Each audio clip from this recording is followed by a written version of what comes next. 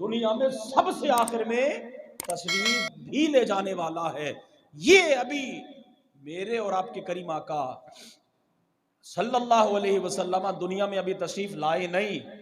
آسمانوں میں زمینوں میں پہلے منادی کروائی جا رہی ہے وَمَشْهُورٍ فِي الْأَوَّلِينَ وَمَذْكُورٍ فِي الْآخَرِينَ.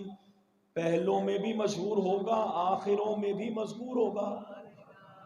اس سے یہ پتا چلا حضور کے بعد اور کوئی نبی، بولو حضور کے بعد سب سے آخر میں جو مذکور ہوگا، سب سے آخر میں جو ظاہر ہوگا، اگر حضور کے بعد کسی اور نے ظاہر ہونا ہوتا تو اس حدیث میں فرما دیا جاتا کہ حضور کے بعد بھی کوئی آئے گا. جب میرے کریم پر بات ختم ہو گئی تو بس پھر بات ختم ہو گئی. اب حضور کے بعد کوئی نبی. اب جب رسول اللہ صلی اللہ علیہ وسلم کے اس خمیر مبارک کو نور سے منور کر کے نور کی ایک قندیل میں رکھ کر عرش اعلیٰ کے پائے کے ساتھ اس کو لٹکا دیا گیا. پھر جب تک پروردگار عالم نے چاہا وہ نور وہاں پر رہا اور اس نور مصطفیٰ سے وہ سارا مقام جگمگا اٹھا، سارا مقام جگمگا اٹھا. پھر جب حضرت سیدنا آدم علیہ السلام کا جسد مبارک تیار کیا گیا اور اللہ تعالیٰ نے ان میں اپنی طرف سے روح کو پھونکا، تو اب حضرت آدم علیہ السلام کی حالت مبارکہ یہ تھی کہ آپ اپنی پشت انور سے جس طرح پرندے بولتے ہیں ایسی آواز سنتے تھے. اپنی پشت مبارک سے ایسی آواز سنتے جس طرح پرندے بولتے ہیں. اور حضرت آدم علیہ السلام کے پیچھے اور آپ کے ارد گرد فرشتے مؤدب کھڑے ہو کر تو درود و سلام پیش کرتے. بلند آواز سے کہیں سبحان اللہ. ایک مرتبہ حضرت آدم علیہ السلام نے اللہ تعالیٰ کے حضور یہ عرض کیا، مالک یہ فرشتے زیادہ تر میرے پیچھے ہی کیوں باادب کھڑے رہتے ہیں؟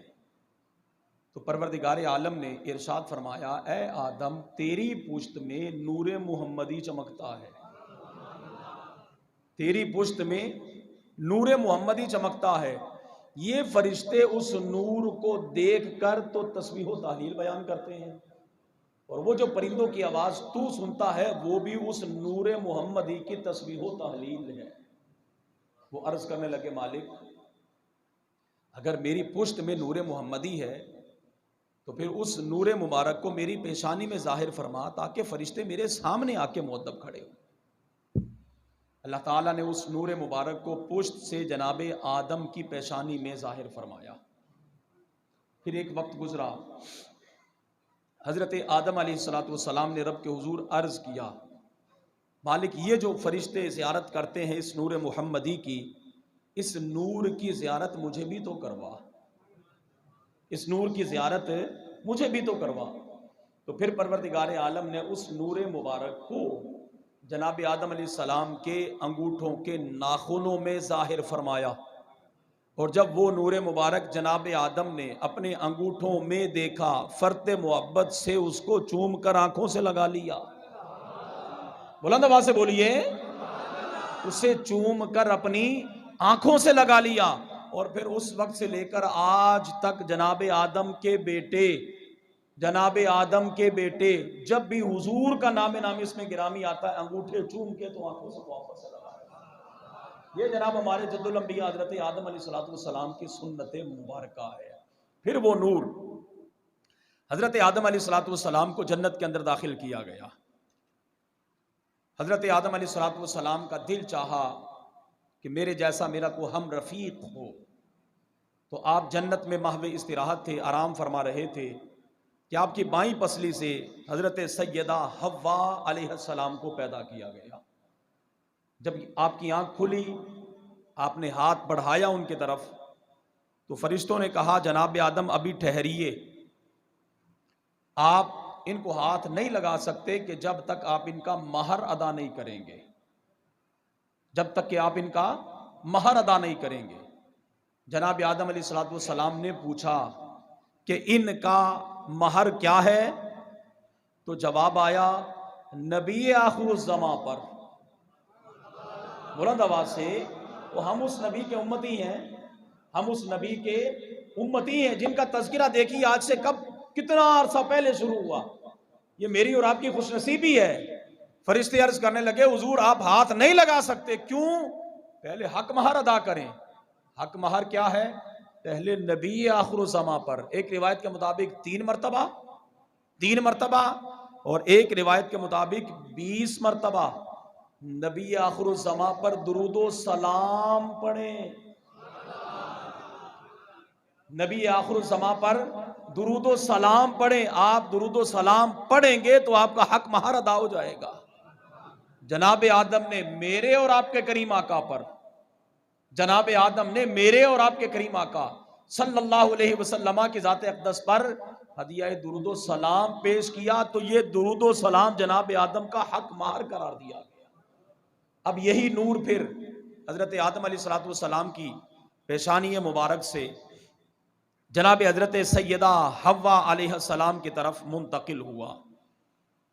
اب اس وقت روٹین یہ تھی اور قانون قدرت یہ تھا کہ حضرت آدم علیہ السلام کے ایک ساتھ میں جڑواں بچے پیدا ہوتے تھے، لیکن جب وہی نور جناب حضرت سیدہ حوا سے حضرت آدم کے صاحبزادے حضرت شیس کی طرف منتقل ہوا، حضرت شیس کی طرف منتقل ہوا، تو پھر اللہ کی قدرت دیکھیے کہ پہلے 2 بچے ایک ساتھ پیدا ہوتے ہیں، اور جس بچے میں نور محمدی نے جلوہ گر ہونا تھا وہ بچہ اکیلا پیدا ہوا ہے۔ یہ شان ہے میرے کریم کی، یہ شان ہے میرے کریم کی۔ جناب شیس علیہ السلام جب دنیا کے اندر تشریف لائے تو وہ اکیلے تھے، پتہ چل رہا تھا آنے والا معمولی نہیں، اس کی پشت میں میرے کریم کا نور مبارک موجود ہے۔ جناب شیس علیہ السلام سے وہی نور آگے منتقل ہوتا ہوا آپ کی اولاد پاک میں، اور پھر اس وقت سے لے کر آخر تک جس میں وہ نور محمدی منتقل ہوا، جس میں وہ نور محمدی منتقل ہوا، وہ سارے زمانے میں خوبصورت ترین رہا باقی مخلوق سے۔ حضرت آدم علیہ السلام جب جنت کے اندر موجود تھے، حضرت عبداللہ ابن عباس رضی اللہ تعالیٰ عنہما نے عرض کیا یا رسول اللہ صلی اللہ علیہ وسلم آپ اس وقت کہاں تھے جب حضرت آدم علیہ السلام جنت میں موجود تھے؟ تو یا رسول اللہ صلی اللہ علیہ وسلم آپ اس وقت کہاں تھے؟ میرے کریم نے ارشاد فرمایا کنت فی صلبہ، جب وہ جنت میں تھے میں ان کی پشت میں موجود تھا۔ بولیں بلند آواز سے بولیں، جب وہ جنت میں تھے میں ان کی پشت میں موجود تھا۔ وَأُهْبِتَ إِلَى الْأَرْضِ وَأَنَا فِي صُلْبِهِ، جب جناب آدم کو جنت سے زمین کی طرف بھیجا گیا میں تب بھی ان کی پشت میں موجود تھا۔ اور پھر وَرَكِبْتُ السَّفِينَةَ فِي صُلْبِ أَبِي نوح، جب جناب نوح علیہ السلام طوفان نوح کے وقت کشتی میں سوار ہوئے میں جناب نوح کی پشت میں موجود تھا، میں جناب نوح کی پشت میں موجود تھا۔ میرے کریم فرماتے ہیں وَقُذِفْتُ فِي النَّارِ فِي صُلْبِ أَبِي إِبْرَاهِيمَ، جب جناب ابراہیم کو نارے نمرود میں ڈالا گیا میں اس وقت بھی جناب ابراہیم کی پشت میں موجود تھا۔ میرے کریم فرماتے ہیں لم یلتقلی ابوانی قط علی صفاحن، کہ میرے والدین میں سے کبھی بھی کسی بھی زمانے میں کوئی بھی بدکاری پر جمع ہوا ہی نہیں ہے، بدکاری پر کوئی جمع ہوا ہی نہیں ہے۔ لم یزل ینتقلونی من الاصلاب الطاہرۃ الى الارحام النقیۃ مہذبا لا تنشعب شعبتان الا كنت في خیرہما، او کما قال علیہ السلام، نبی علیہ السلام ارشاد فرماتے ہیں میں ایک سے دوسرے سے تیسرے یہاں تک کہ بہترین رحموں سے، پاکیزہ صلبوں سے بہترین رحموں کی طرف منتقل ہوتا رہا۔ اور پھر جب اللہ نے ان کو 2 گروہوں میں تقسیم فرمایا تو جو 2 گروہوں میں بہتر گروہ تھا اللہ نے مجھے بہترین گروہوں میں شامل فرمایا۔ یہ میرے کریم آقا صلی اللہ علیہ وسلم کی شان مبارک ہے، اور اسی لیے تو ہم کہتے ہیں کہ جب جناب آدم علیہ السلام زمین پر تشریف لائے تو رسول اللہ صلی اللہ علیہ وسلم کا نور مبارک آپ کی پشت میں موجود تھا، نور مبارک آپ کی پشت میں موجود تھا، اور ایک عرصے تک جناب آدم علیہ السلام رب کے حضور توبہ و استغفار کرتے رہے، اور پھر بالآخر جب توبہ قبول ہوئی